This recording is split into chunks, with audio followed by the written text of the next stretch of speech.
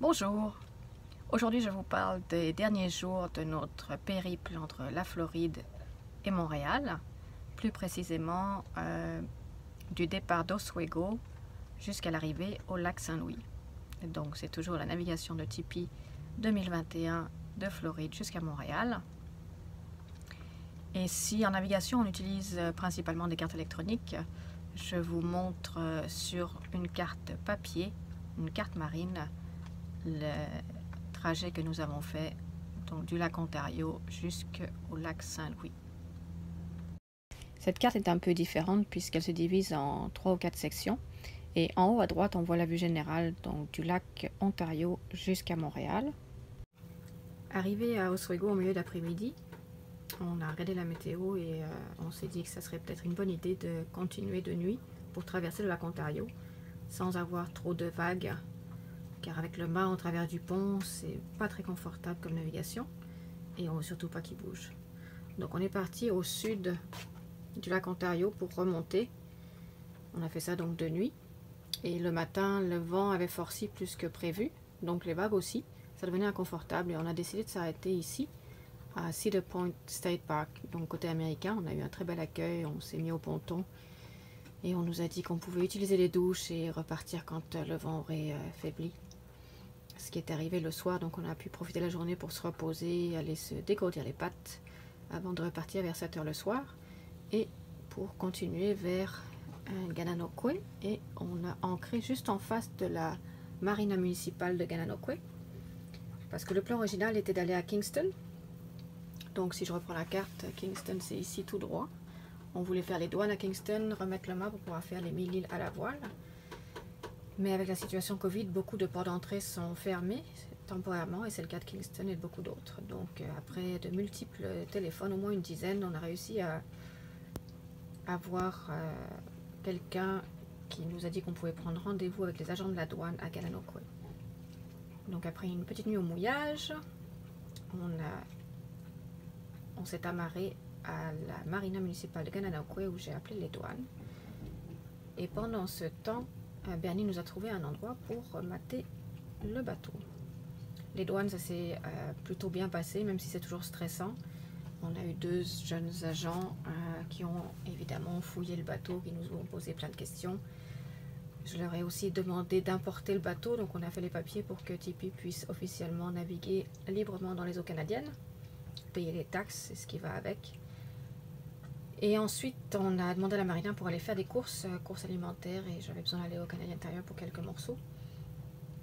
Suite à ça, j'ai un ami de Trenton qui a fait la route pour venir prendre un thé à bord. C'était vraiment chouette de le voir. C'était une belle surprise, même si je lui ai dit que ça faisait beaucoup de route pour pas se voir longtemps, mais ça a été très apprécié, vraiment chouette qu'il fasse le déplacement. Et ensuite, Bernie nous avait donc trouvé un endroit pour remettre le mât à Iroquois. Iroquois, c'est à 50 000, donc il fallait qu'on reprenne la route dans l'après-midi, de façon à être là-bas pour le rendez-vous le lendemain. Donc on est reparti en milieu d'après-midi de Gananoque.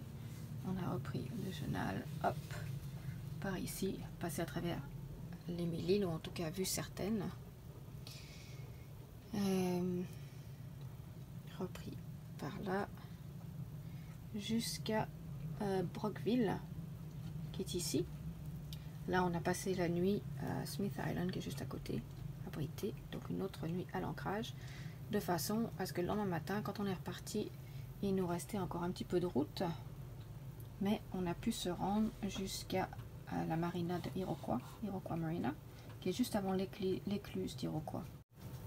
On est arrivé avec un peu d'avance et on a pu avoir le mât replacé plus tôt, ce qui nous a permis de prendre l'écluse d'Iroquois l'après-midi. Donc on est ressorti du chenal, on était à l'écluse d'Iroquois, on a traversé et ensuite sur le parcours, il y a 2 autres écluses qui elles vont être du côté américain, donc Eisenhower ici et Snell, qu'on passe une à la suite de l'autre. Par contre, on a tellement attendu pour pouvoir passer ces 2 écluses qu'il était rendu 10 h du soir quand on a fini Snell. Et donc j'ai demandé à l'éclusier s'il n'y avait pas un endroit où on pouvait passer la nuit parce que le mouillage qu'on avait prévu était encore à 1 heure de route. Et gentiment, ils nous ont dit de nous amarrer au petit ponton au au bout de l'écluse. Donc on a passé la nuit là pour repartir le lendemain matin.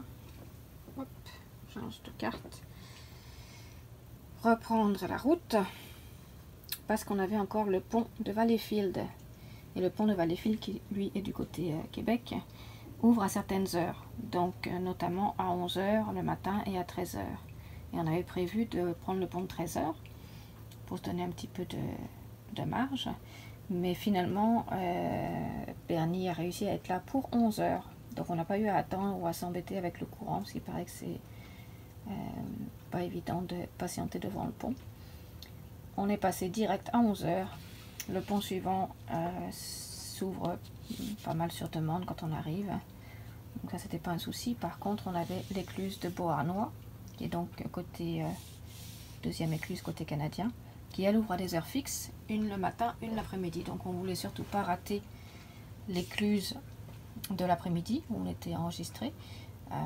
Les écluses côté canadien, on doit s'enregistrer en ligne et payer en ligne. Les écluses côté américain, on paye sur place, soit en dollars canadiens, soit en dollars américains. C'est le même montant, mais en cash. Donc on a pu passer l'écluse. Comme on était là d'avance, on a même passé avec 2 heures d'avance, ce qui nous a permis d'arriver sur le lac Saint-Louis plus tôt que prévu. Et on a pu venir ici, passer par la passe et rejoindre le mouillage à Baie d'Urfé, où on s'est ancré entre 2 averses. Alors les écluses, pourquoi? En fait, en bas de la carte, on voit que le lac Ontario, qui est ici, est beaucoup plus haut que le lac Saint-François ou même le lac Saint-Louis. Donc c'est pour ça qu'il y a un système d'écluses avec Iroquois qui est ici, Eisenhower et Snell, et l'écluse de Melochville et Beauharnois qui sont ici, qui nous permettent d'entrer sur le lac Saint-Louis. Je vais faire une vidéo sur le canal Erie et le canal Oswego où on a passé une trentaine d'écluses. Je vous donnerai un petit peu plus de détails et j'espère aussi quelques vidéos qu'on a pris en route. C'est toujours impressionnant quand on rentre dans une écluse et que l'eau nous monte ou nous descend et qu'on ressort plus haut ou plus bas. C'est en fait un ascenseur à bateau, tout simplement. Donc voilà, une arrivée le 30 juin, après 2600 km de navigation depuis la Floride. Donc c'est la fin du voyage et maintenant quelques bonnes nuits de repos s'imposent, vérifier les petites choses qui sont à arranger ou à réparer, faire un bon ménage. Je vous retrouve très bientôt et d'ici là je vous souhaite une excellente journée. Bye bye!